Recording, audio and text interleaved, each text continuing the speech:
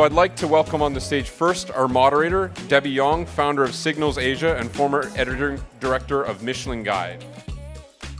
And I'd like to also invite Blake Walker, Senior Director of Food and Beverage Operations for Hilton Southeast Asia.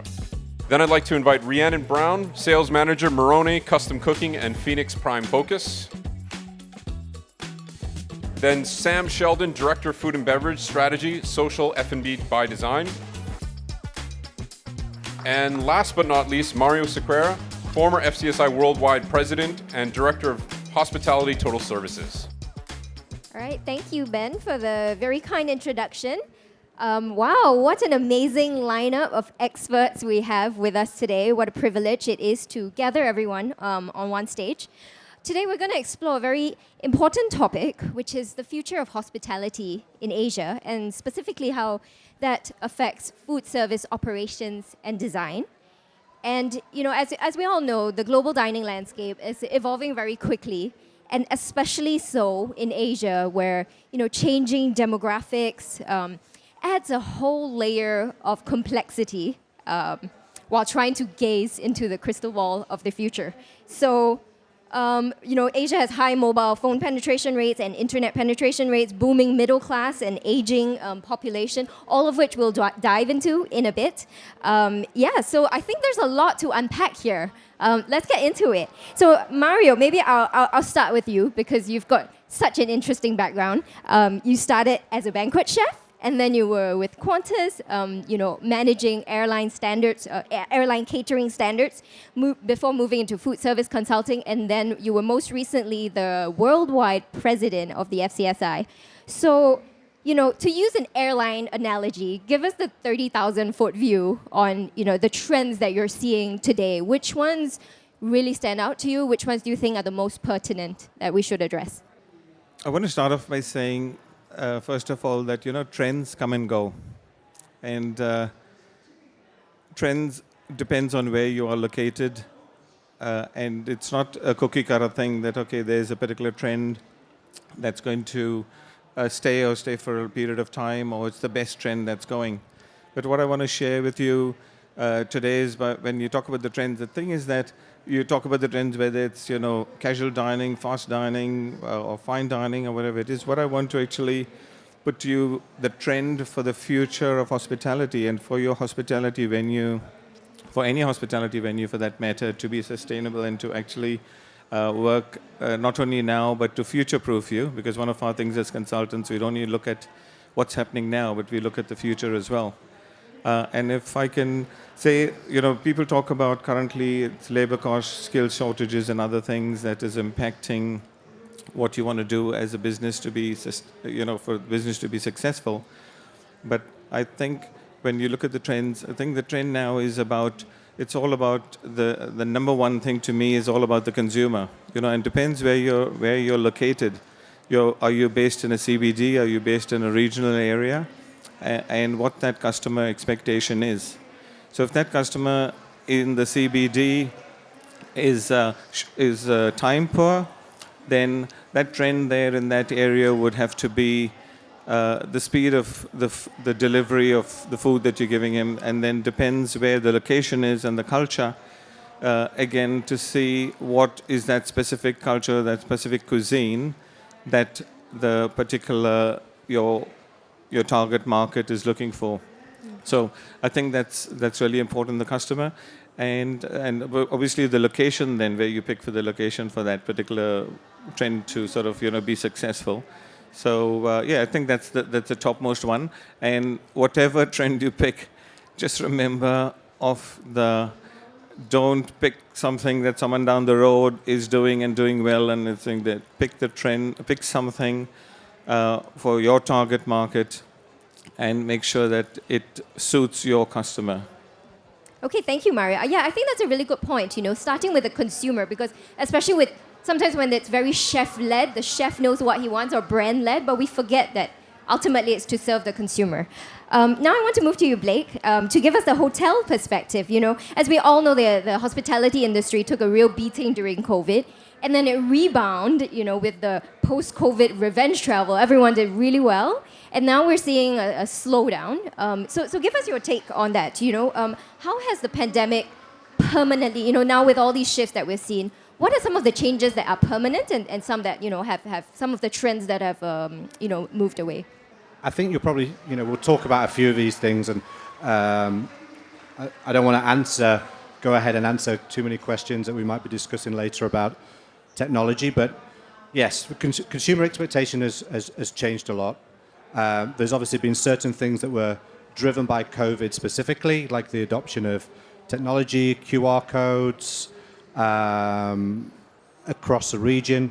Some things have obviously gone away, some things have not. But in our region, we're seeing a lot of, and within a hotel company, seeing a lot of kind of geopolitical impact on our guest mix. So for a long time, particularly before COVID, we were really set up and driven for Chinese guests, Chinese travelers. And then because their kind of lockdown or their ability to travel throughout the region slowed down, then that has meant that we're providing service to different types of guests. And then we're seeing, like in the Maldives at the moment, we're generally set up a lot of the time for Middle Eastern guests, and that business has slowed down recently because of instability in the Middle East.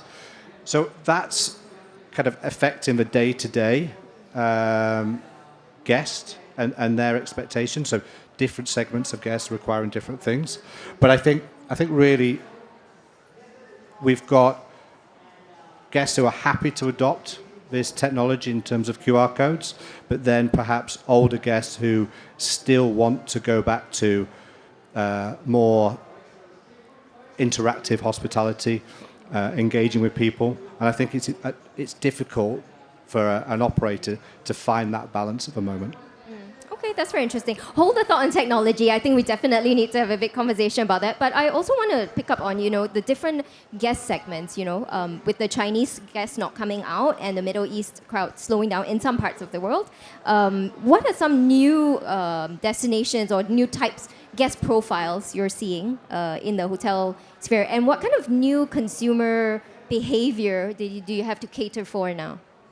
Yeah, so I think families is more than ever, and we're seeing kind of younger adults, teenagers traveling with their family, really dictating where their family goes, and also what type of experiences that they have during their stay. I think that's a really big thing for us. I think the multi-generational has always been there, but it's just growing and becoming more and more important for people to travel. And how are you seeing that impact the way you approach or design your F&B spaces? I think it's really important to have a really good blend of concepts. However, gone are the days of having 6-7 restaurants within one hotel. A lot of these guests, they're experiencing the destination by F&B and traveling outside of the hotel for restaurants and bars. So having lesser concepts, a good blend, giving guests a real flavor of the locale is really, really important. Okay, that's a great point. And for the rest of the panelists, feel free to jump in at any time if you want to weigh in on this. Also, I think another thing that is, when I was talking to people here at the conference, is this slowdown in the economy. I think that's on everyone's mind these days. We're seeing in the news lots of reports of restaurant closures. Sam, you have a background in F&B strategy and also in financial viability analysis. So I want to get your take on this, the looming recession, the inflationary pressures. What kind of requests are you seeing from clients, from your F&B clients, also from guests? How are you tailoring concepts to address the sort of worries, economic worries? Yeah, so I think one of the big things we're going to see as these fears kind of materialize is a kind of flight to value amongst target guests. And that doesn't mean cheap, and that doesn't mean the top tier is suddenly going to disappear. But there's going to be tighter purse strings in general. And we're seeing it in markets like Singapore, for example, even though the quantity of seats filled is reasonable in many cases, the spend per guest has been down, spend on alcohol is down. And so I think it comes back to a lot of what's been said already in terms of understanding that guest and addressing their needs beyond just what they're putting in their mouth. And so the value of that experience then becomes an interaction point. It becomes an element of uniqueness. It can become a design component, music, all those other components of what make a restaurant experience more engaging need to start coming to the fore and can't just fall back on, but the food is good and everything else is secondary. I think you're also going to see gradual gentrification of districts within major cities where rent is still high in key dining areas and landlords are even increasing rent, where the spend in the restaurants is going down. And so restaurateurs, especially savvy restaurateurs who understand their market, are going to look for new places where rent is still favorable.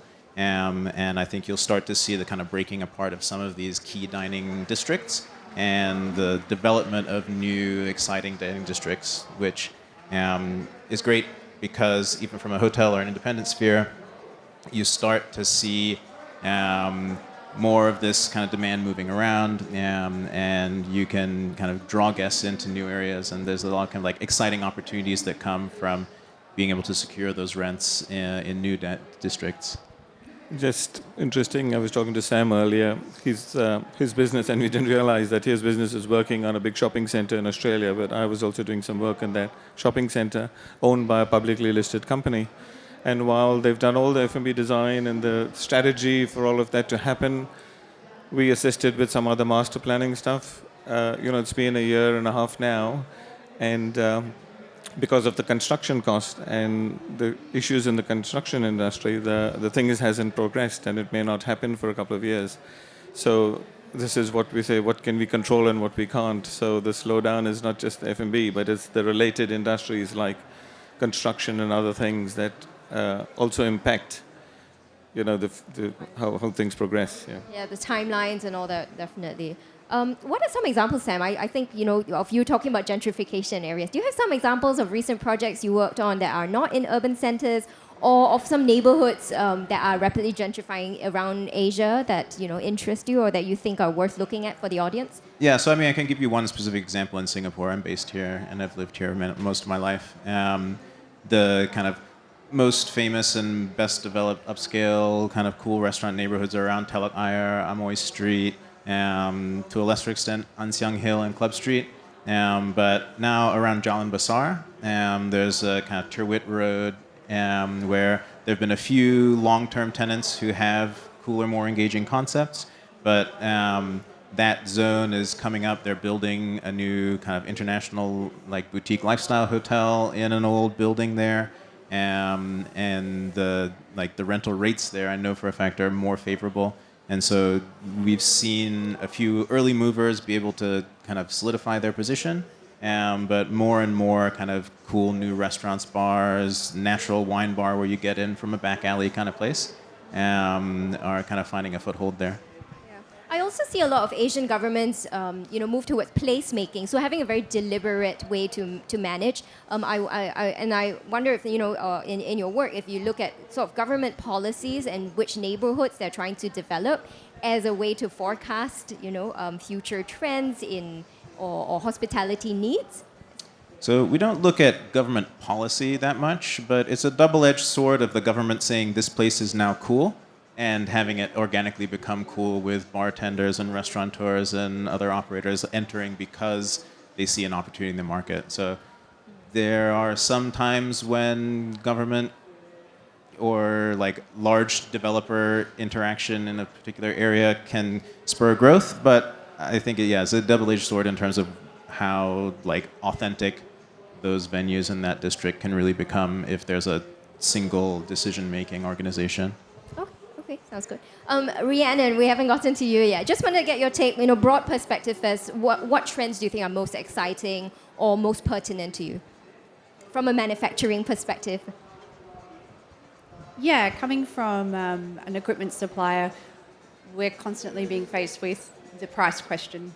Everyone's facing tighter budgets, and I think what we're seeing is a widening in the gap in the economic market at the moment. So on one end of the scale, we're seeing budget pressures, so severe, VE of budgets, and customers who are willing to cut equipment in terms of features, finishes, size, even quality is becoming less and less of a concern sometimes, just for an operator to meet a budget and get a project over the line sometimes is quite a challenge. And then we also see, though, that there has been a growing demand, and it seems quite consistent at the moment. We'll see what happens with the tightening cost of living crisis that everyone keeps talking about. But there is growth in that upper middle class segment of the market, that is probably professionals, professional couples that are still demanding fine dining, high-end restaurant experiences and accommodation experiences too. So we're working on quite a lot of exclusive, luxurious, private resort style projects in this region as well. So it's interesting to see almost two ends of the spectrum at the same time. Yeah, I think that's very interesting. I did some research on the statistics, and by 2030, the growing middle class in Asia will account for 65% of the global middle class, and they are expected to spend an additional $4.4 trillion on food alone. But at the same time, Asia's demographics are also rapidly changing. By 2050, 1/4 of the population in Asia will be over 60 years old. And this is going to be further exacerbated by falling marriage rates, declining birth rates. In a lot of Asian countries, they are at all-time low. So I mean, this is going to have very fundamental impact on household sizes, consumption patterns. As you were saying, Blake, as well, intergenerational living. What is that going to look like when there are no grandkids? Or families are scattered across the region, as our hybrid world now allows for. Maybe I'll open this to the whole panel. How has this affected your approach to restaurant design, to operations, both the front end, the back end, down to the equipment that you have to manufacture and design? I'll keep this open.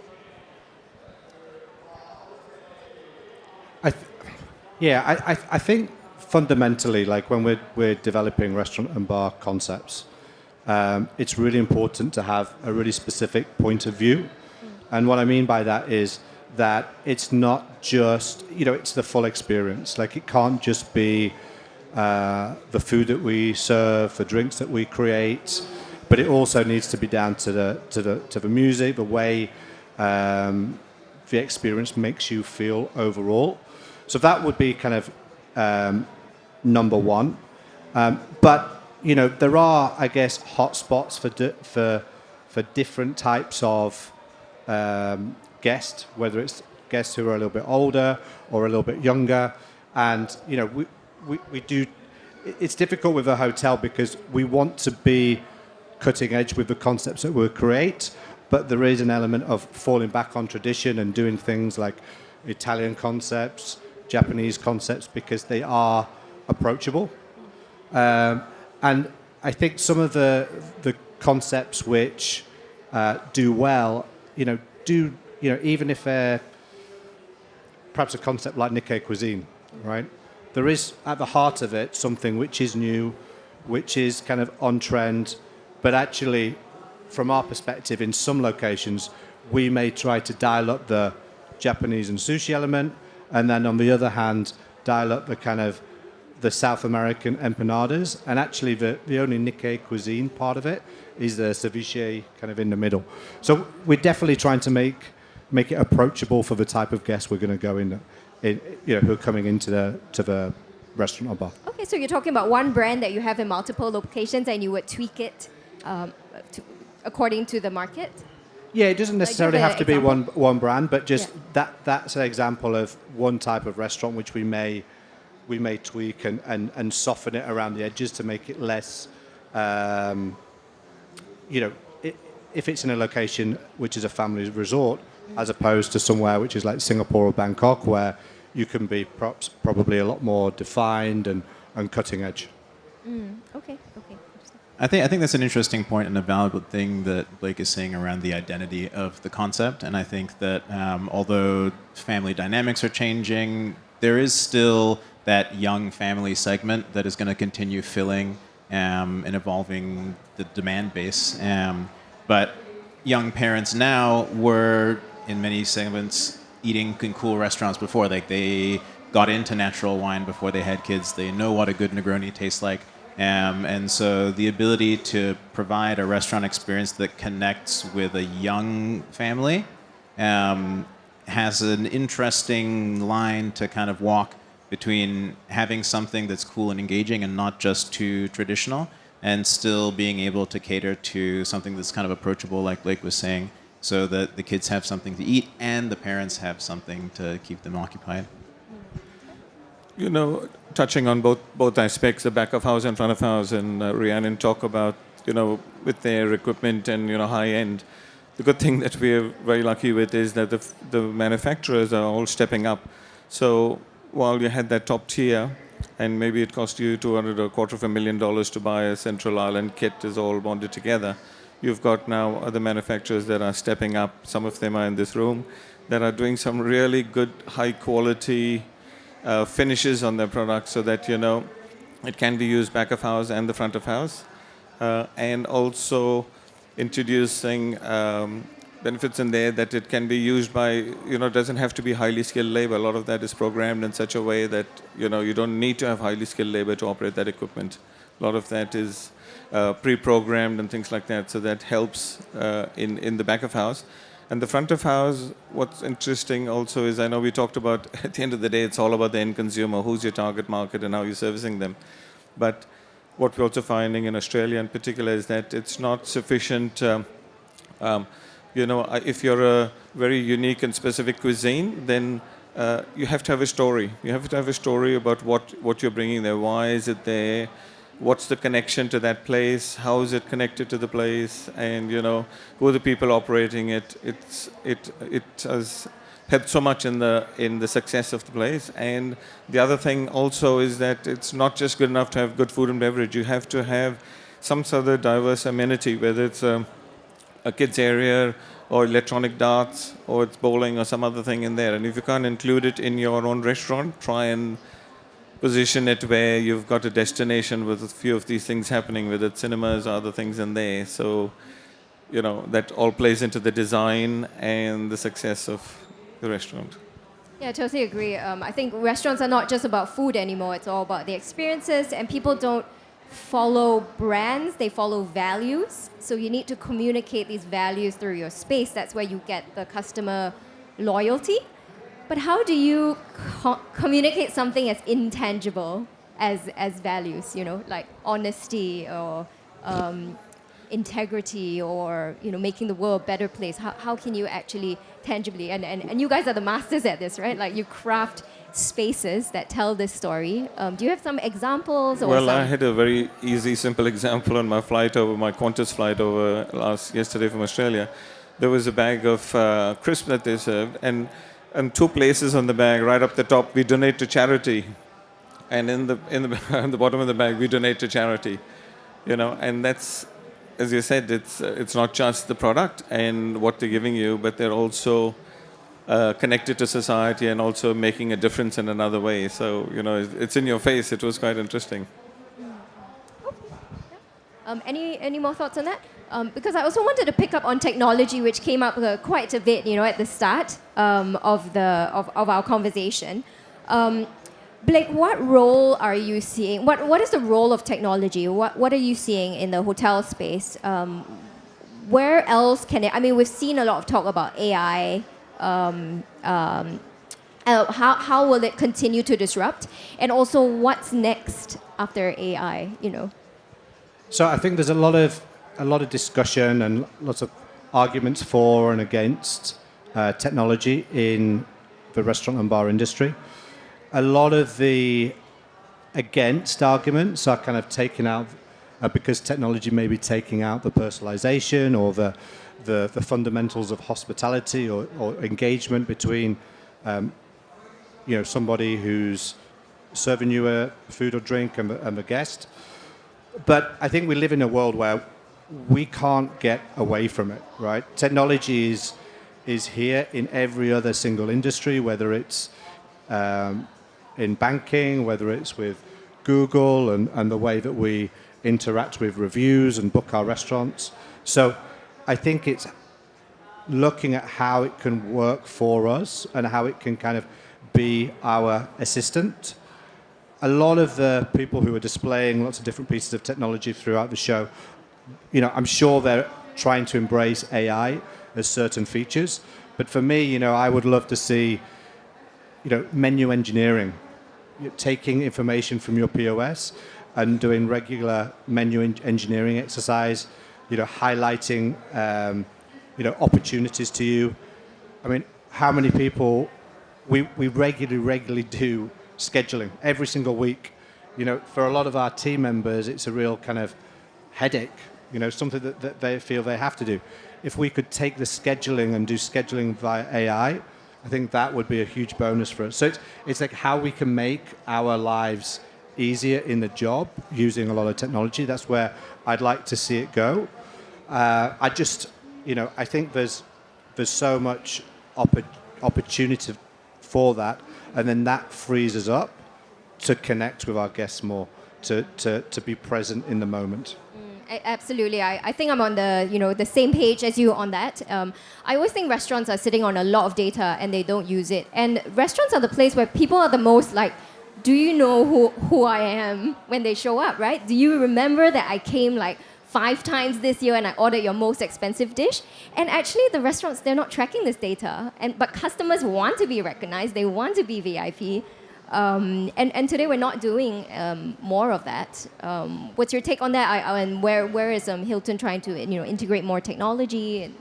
Yeah, so we're definitely working with reservation platforms, which also include CRM, able to tag guests, uses AI to rearrange table plans to maximize revenue, and then also enables us to segment our customers, our guests, to be able to offer them, tailored experiences, whether that be through reaching out to them by email or as they come into the restaurant, we know their guest preferences. So that I think that's definitely something that we're using.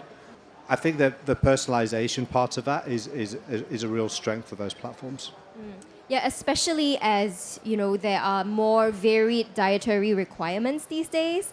There's a lot of talk about inclusivity, mental wellness, and how that plays out in a menu by having all this data, and then we can personalize even recipes. Are you seeing that these days? Like, how can you personalize at scale is a question, right? And hotels are all about scale. How can you make sure 400 diners feel like they are individuals, but yet have this massive team that can't possibly run 400 different recipes? I wonder if the rest of the panel has any take on this. Not to just put you on the hot seat, but yeah, I don't think that the personalization necessarily comes from changing the food on the plate. I think it's incredibly difficult to try and do that. You can try and build systems into allowing guests to pick and choose things, but I think that connection that we're all talking about doesn't come from what's on your pizza. It comes from the people around you and how you interact with that whole restaurant experience.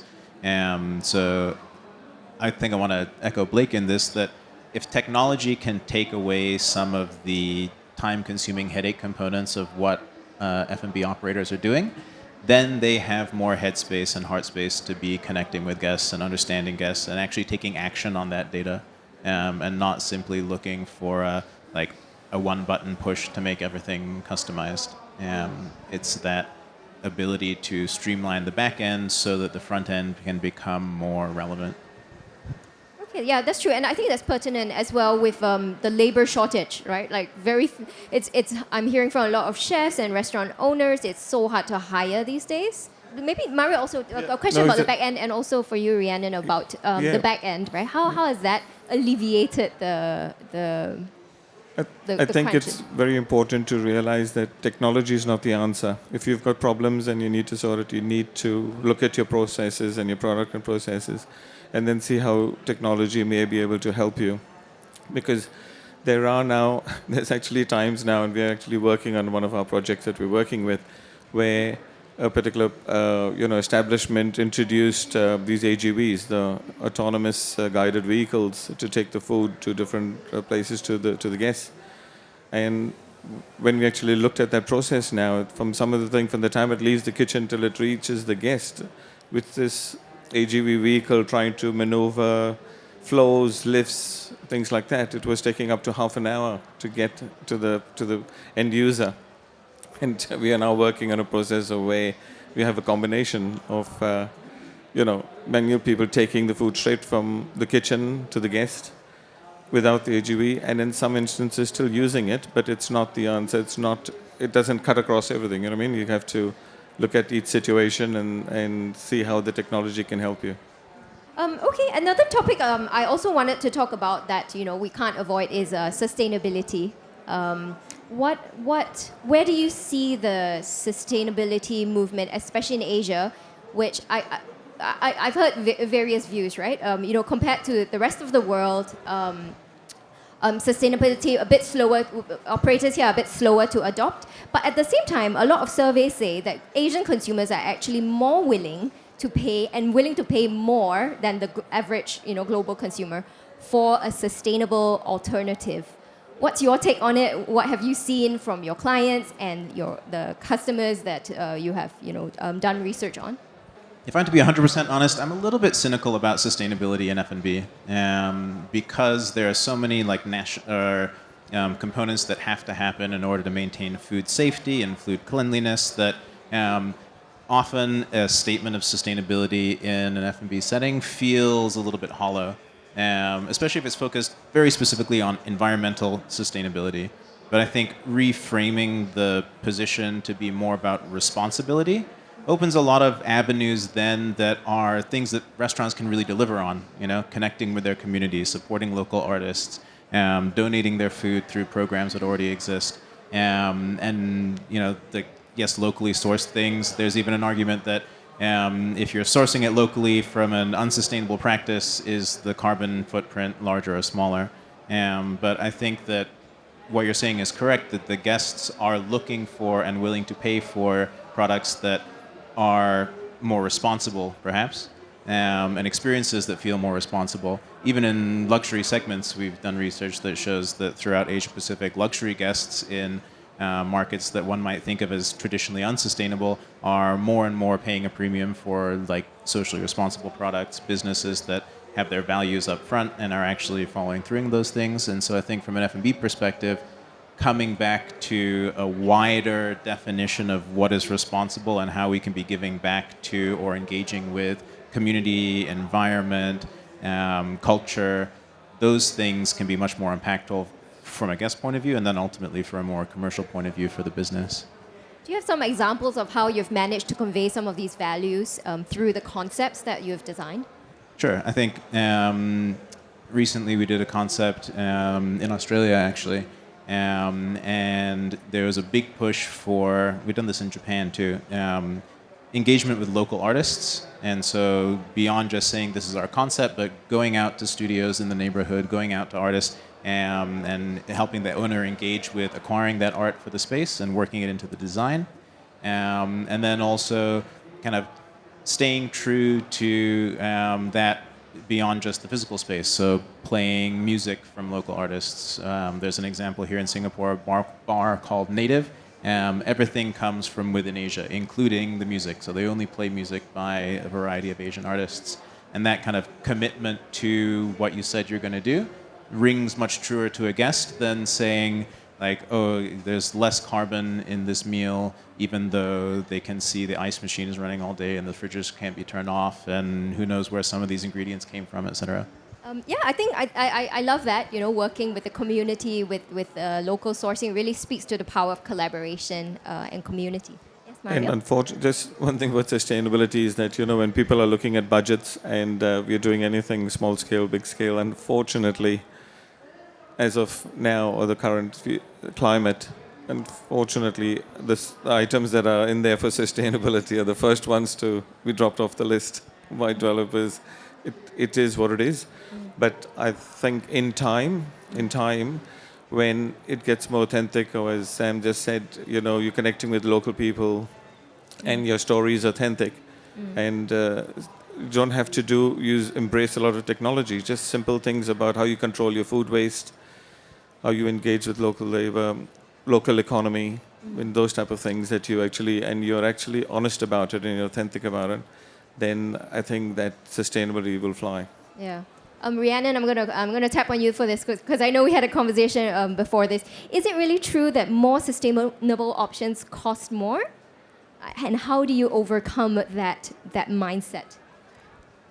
Speaking from an equipment and front of house equipment perspective, I think that the key focus in terms of achieving greater sustainability for us is how do we utilize technology, how do we improve our equipment to be as efficient as possible.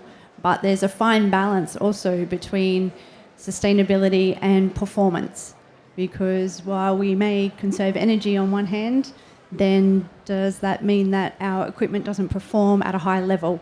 So we have operators that expect our equipment to perform, and but by incorporating technology such as energy optimization devices, we can manage energy and resources for the operator in an efficient way, so that we are minimizing any waste, any latent energy, and we are making the most of their resources. I think we will see at the moment, as Mario said, there's a pushback whenever we say, look, we could incorporate some technology that could perhaps monitor, measure resource use in terms of energy, water, waste, but that comes at a cost.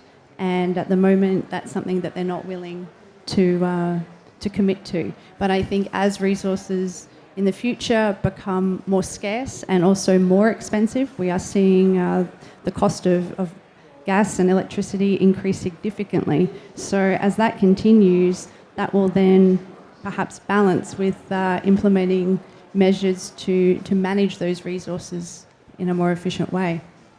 I see more operators wanting to put certifications on the door, whether it's the Sustainable Restaurant Association that has a very thorough checklist on sustainability, or the GSTC for hotels. Every hotel now I see on LinkedIn celebrating they got the GSTC.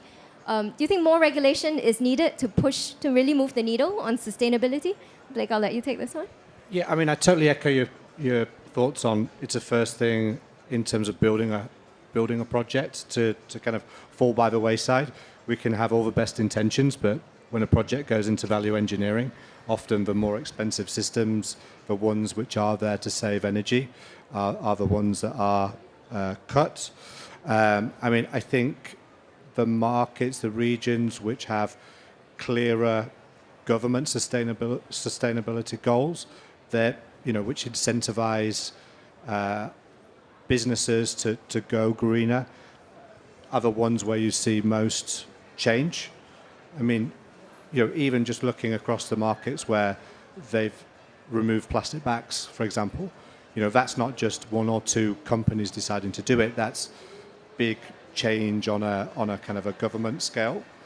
One thing that I see and we're kind of investing in is food waste, reducing food waste, and there's obviously a tangible impact to the business in that there is a saving there. So it's perhaps a little bit easier to get across the line. 2025 will be our second year of running Green Ramadan, and we'll do it across Malaysia and Indonesia. This is something which was began a couple of years ago in our hotels in EMEA, in the Middle East, and basically we're measuring food waste. There's several pillars across the business where we're trying to raise awareness, asking guests to take less food, so we eliminate waste that way. In our team member canteens, we're also having different departments work in teams to reduce their waste when they're dining as well. And then we're giving back with food banks any food which we are able to. So it kind of works on a number of different pillars, but also we're looking to get accreditation with kind of organizations like WWF or similar, so everything's tracked properly, so there isn't a danger of there being any kind of greenwashing as well. Yeah, you precisely brought up a point I wanted to talk about. Do you think greenwashing is going to undo the progress that we've made? Because a couple of bad actors, claiming they're doing things that they are not truthfully doing. Just wanted to open this to the panel. What's your take on greenwashing? How can we avoid it, especially in operations and design? So one of the big things is, the energy usage and whether it's gas versus electricity. And from the last, 50 or 100 years, when you're designing a kitchen, 80% or 90% of your equipment was gas operated, and you had a few electrical things in there. But the cost of gas is going up, and the regulation is also going up, as I think Blake mentioned. And we know in some parts of the world where there certain developments have to achieve certain Green Star rating, and so they're forced to do it. But it's part of legislation that is happening, and that will only continue to make that happen. But also the fact that it's about educating the end user, with induction cooking, for example. It's expensive. It's expensive because it's new technology and there's only producing X number of units. But as that increases and the numbers increase, and those equipment gets more flexible, like so today there's induction unit with an oven under, which is, previously there was all bulky sort of thing. You couldn't put anything under it. It had to be on its own. But now it's just easy enough. You put oven under, you can put refrigeration units under. And then that induction, once they realize that even cooking an induction in the kitchen is actually good for the chefs, it's not creating the heat that the gas is just burning and getting, So it's for their well-being as well. So when these other factors that are relevant to the well-being of not only your patrons but your staff as well, and then the cost of gas goes up and there's penalties in there, I think that greenwashing thing won't be so, not so prevalent. It will be something that they will have to do and embrace in the future. Just to get a sense of, the practical, the appetite for sustainability, would you say maybe I'll ask the three of your clients, or actually for Blake, among your concepts, right? How many % of your clients ask for have sustainability as part of their request? For how many is it like a good to have, but not even in the brief, would you say? Well, none of our clients have sustainability in their brief. However, there's a lot of our clients, corporate clients, that have to meet a Green Star rating. And then that Green Star rating, so we have to look at the cooking equipment, we look at the exhaust hoods, low velocity exhaust hoods, and all of these other things that are lessening the use of energy. And so it's something that they have to do to achieve that Green Star rating. If they want to be in this particular development, you have to have that Green Star rating. So, and there are different ways, whether using electrolyzed water, for example, and less chemicals in the kitchen. So there are various ways that you can, achieve that Green Star rating. But at the moment, I would say that's maybe 5 or 10% of the market at the moment. And do you, and Sam, would you? I was going to say, seldom is it an explicit component. Maybe 5 to 10% of the time is sustainability an explicit piece of the desire from clients. But the value of responsibility is easier to sell because it can connect with guests in a lot of different ways. And so we often kind of work that component in more effectively because there's a more diverse kind of essentially return that can come from connecting with guests that way. And for yourself, Rhyannon? For us, it's more of a question of as was mentioned before, the transition from gas to electricity. So it's our clients are asking, what have you done to improve the efficiency of your electric equipment. What have you done to convert cooking functions from gas to electric, and what is the performance difference as well? For example, woks. For a long time, you talk to an Asian chef, he will want a really powerful gas heated wok. But now the technology is improving, and we have induction woks. So, and this in turn, as you're saying, the reduced loss of heat improves, reduced ventilation requirements. And I think if we also communicate this to the clients in terms of cost savings, then that's how it really resonates. It's nice to have a sustainable element, but when it comes down to it, cost is going to be the major push factor. Definitely, yeah. And Lee? If you can't see it and it's back of house, I think it's very, very difficult. And if you were a independent restaurant, opening your first restaurant or second or third venue, then would you be investing the limited resources you have in getting more expensive equipment that is greener? I don't know. For hotels, we have our goals and we have our commitments, and I think that there's an element of trust in there from our guests. But front of house items, like if plastic straws suddenly came back, I think guests would know. If bottled amenities, shampoos and bathroom amenities came back, guests would realize. So I think it's been a slow kind of, a lot of work over a long time, but I think, it's definitely going in the right direction. Okay, yeah, that gives me a lot of hope. With a bit of time left, I also wanted to open to questions on the floor. Just a reminder to everyone, you can scan the QR code and put in your questions. And I invite you to, using this opportunity to have all these experts here.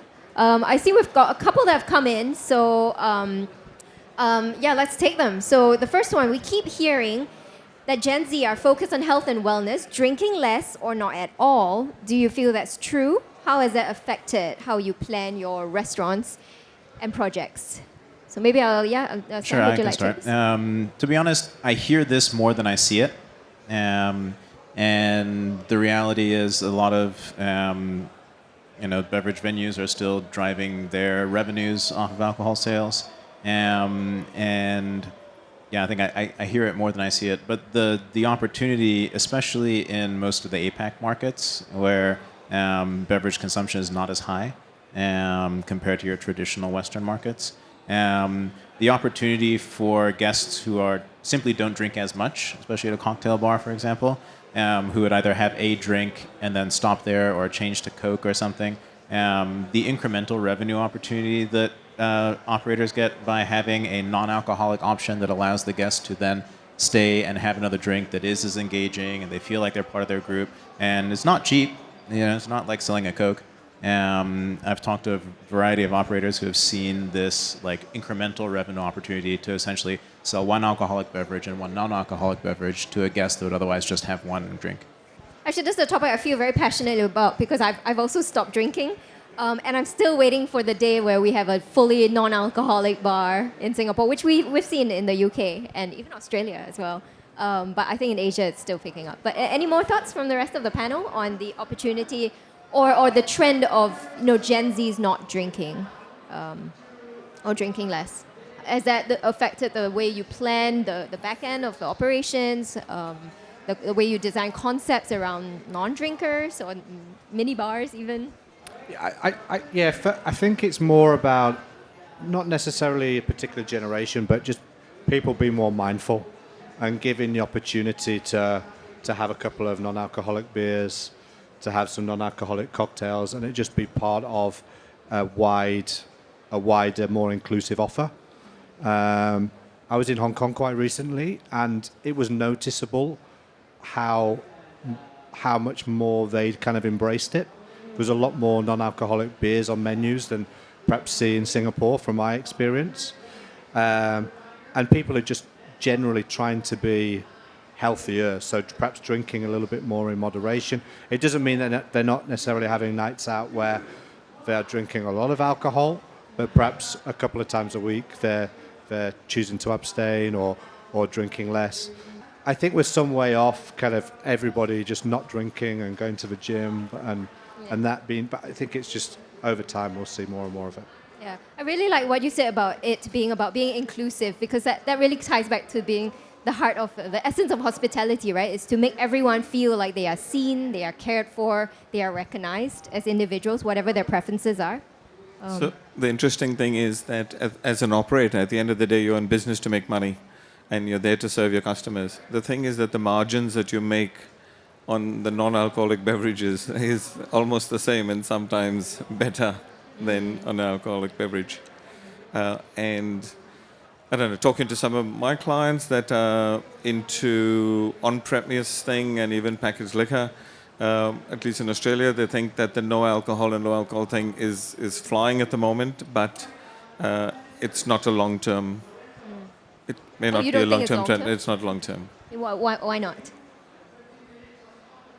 It's how people evolve. And when I say it's not long-term, say for yourself, if you're a non-drinker, you're enjoying your life, it doesn't mean that you will, I'm not saying that you will convert to be a drinker one day, but on the balance of averages. Just less. That's right. You might just drink less. You're going through a phase. You told me you got 2 young kids, 6 and 3. Wait till they become teenagers. I tell you what, you'll be hitting the bottle then. Yeah, thanks for the parenting tip. All right, let's move to the next question. Or if anyone else from the floor, if you want to speak up on the topic, feel free to jump in. But yeah, let's move to the next question as well. What are some ways for integrating transparency in F&B operations in hospitality design to acquire and retain guests? I guess the most literal manifestation we've seen of this is an open kitchen, right? Where you can see exactly what the chefs are putting in. But open kitchens are now sort of, standard practice in a lot of restaurants. Also with the labor crunch, not hiring enough waiters, open kitchens are a good solution. What's next beyond open kitchens? Where do you see this movement going and this demand for transparency and honesty? So transparency in its literal sense of can I see what's going on? I think there's a lot more, as restaurants, especially in the upscale segments, make more and more things in-house, from fermentation, which is becoming a big thing, to aging, curing, preserving items in-house, making bread, like all these things that are just another layer to how they're creating the cuisine and creating the flavor, can become much more engaging ways to communicate your concept and have a storytelling moment, and bring guests on a little tour through the aging room or into the cheese cave or whatever it happens to be. Like these kind of made in-house components, putting them on show instead of just keeping them in a fridge at the back, are a good way to have guests really start connecting with that thing, because it's different to have the guest or the server serve the meal and say, oh, actually the soy sauce, we made the soy sauce ourselves. Then having them come and see all the clay pots where it's aging and be posting on your social media and engaging digitally about these things you're doing in-house, and having those production processes become more part of the guest experience and the guest education. Has that made restaurant design a lot more challenging because now? No, it's much more fun. Yeah. You have so many other pieces you can work with. There's just more and more tools to break up a dining room into more personal components and not just have a sea of tables and chairs, and especially when you're designing for larger projects like the types that Blake would work on with big hotels. Sometimes the capacity has to be there in some of the venues, and so you need creative ways to not only give the space a concept that connects, but also a design that feels intimate and luxurious and pointed. Yeah, and I think social media is a good point, because you have transparency even beyond proximity. Like someone from the other end of the world could be literally entering your restaurant or your kitchen. So even the back end, Mario, would love for you to weigh in on this. You can't hide a messy back end anymore, right? Because people do kitchen tours and all of that. How does that change your approach to the projects that you do? Well, at the end of the day, it's all about human beings. They'll just get away with what they're allowed to do. So if you set the standard and you have standard operating procedures and you say this is what the business, this is the ethics of the business, that this is what we are and this is how we operate, then that automatically translates to the staff, and that gets to the patrons. But another thing, and it's a bit it's not controversial, but it's going to happen. Talking about transparency, and that is, and I don't want to confuse it with crypto, but blockchain is coming. And I mean, blockchain technology is there; it's available now, but it's coming. It's infiltrating into the food service industry, and through that blockchain technology, every step of what you're doing, from where you're sourcing your product to the logistics of getting it to your thing, to cooking in the kitchen, the way it's produced, and the waste, the whole thing is all being encrypted now. So you can't mess around with the data. It's encrypted. It's in a decentralized ledger. And so, talking about transparency, there's no way to hide then, because that is absolutely, authentic information, an authentic thing, and it tracks the thing. And already in the US, a lot of restaurants and organizations using that as their USP, their unique selling point, is that they're embracing this blockchain technology to track everything, and so then everything is transparent. The guests will know that when I'm there, if it's corn-fed chicken or Wagyu beef, then that's what I'm going to get. It's not going to be some fake stuff. Yeah, for sure. Yeah, you see authenticity trend a lot on TikTok among the younger generations. Definitely a key value. Speaking of younger generations, I wanted to segue to a question that we have about the younger generations, which is the hospitality industry has seen a decline in interest, from the younger generations. How is your company adapting its strategies to attract and retain young talent? So maybe let me go for the obvious one first. Maybe with Blake, talking about the hotel industry. I mean, it's long hours, it's tough, it's all passion driven. Sometimes the pay is not great. So yeah, maybe you want to talk a bit about the strategies that you guys have been using, or that have worked for you. Yeah, I mean, it is a difficult question to answer, and there's lots of moving parts. In terms of open positions across, we aren't doing too bad, I don't think. I think that there is less experience now within the industry, like it feels. So, how we engage really fresh and new people who really don't have the experience, I think that's where the opportunity is. I think that the reason why I got into hospitality is because it was, vibrant, exciting, and I think that perhaps we have to double down on making sure that it still appears to be exciting and vibrant, and people are getting into it for the right reasons. Of course, there are, longer hours, but I think generally that expectation is going away. And we need to be more flexible. We need to be able to allow people to have their lives outside of work.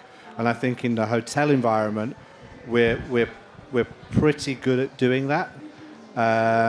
Of course, there are some jobs which are not as convenient as others, and different working conditions.